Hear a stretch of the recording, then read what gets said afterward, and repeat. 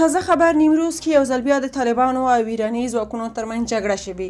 د طالبانو او ایراني ځواکونو ترمنځ نښته شوې. په نیمروز ولایت کې سیمه ییزې سرچینې وایي په دغه ولایت کې د طالبانو او ایراني پولیسو ترمنځ یو ځل بیا جګړه شوې ده. د سرچینې د معلوماتو له مخې دغه شخړه د دوشنبې په ورځ د سرطان په 20 د نیمروز ولایت د کنګک ولسوالۍ په سرحدي سیمه کې د طالبانو او ایراني پولیسو ځواکونو ترمنځ رامنځته شوه.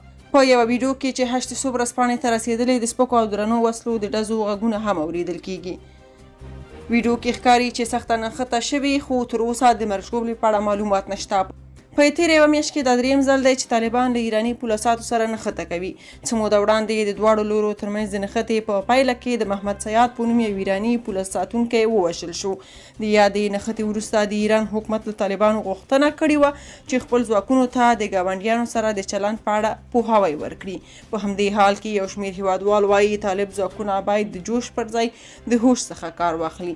دا چې اوس د دوی حکومت هیڅ هیواد په رسمیت نه دی پیژندلی، نو که د ایران سره هم اړیکې خرابې کړي او هغوی پر افغانستان سوداګریزه لاره وتړي، نو افغانستان به د یو ستر بشري ناورین سره مخ شي.